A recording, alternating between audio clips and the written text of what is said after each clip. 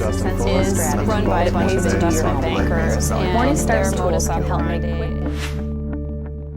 I'm Jason Stipp from Morningstar. Are we headed toward a double-dip recession? TCW's Komal Sri-Kumar certainly thinks that the risk is rising. He did a recent report, and he's joining me on the phone today to tell us a little bit about his outlook. He's also joined by Adam Coppersmith, who is on the Asset Allocation Committee, and they're both fund managers on the TCW Asset Allocation Funds. Thanks so much for joining me today, guys. Thank you for having us. Sure. First question for you. It's a very timely one. On Friday, the jobs report really disappointed folks because of the smaller number than expected added to the private sector employment rolls. You did a recent report about a double dip recession and how the risk is rising for that. And you said that the consumer, the private sector, is going to be a linchpin in the global recovery. Given today's report about the private sector being pretty lackluster on the employment front, how foreboding is that for the recovery? Jason, my expectation for a double dip recession goes back a year. I think I was all alone in June of 2009 when I called for it.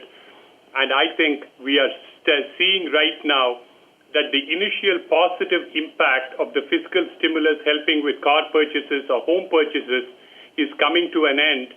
And job growth, sad to say, was unfortunately never a focus of the Obama stimulus program.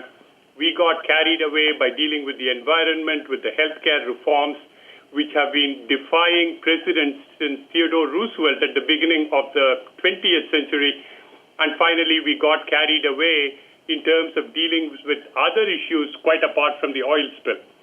So in terms of how we are looking today, the number that you quoted, the jobs report, is very, very negative in my opinion.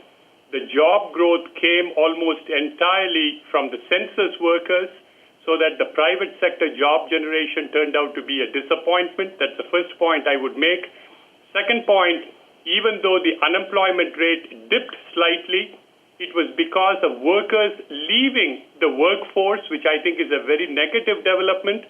So I think what we are going to see, Jason, when the figures come out, is the so-called U6 unemployment rate, which includes frustrated workers and workers who are employed only part-time involuntarily.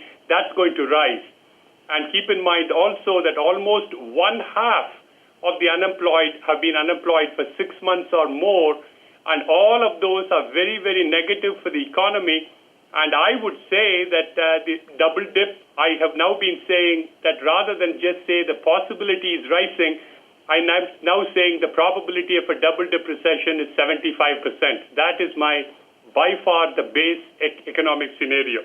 Given your perspective for the risk that we are at for a double dip, I would like to get your take on inflation versus deflation. Inflation seems to be a primary concern out there today with all of the government stimulus that's been happening. But if it sounds like, from your perspective, we may be moving into a period where there could be tough times ahead when we could, in fact, see a double dip, is deflation not the more immediate issue that we should be concerned about here? Absolutely. You're right. You're spot on, Jason. I think deflation is the immediate risk. And again, both Adam and I will speak a bit later regarding how our portfolio is structured. But one of the things that we have done is that we are short on gold.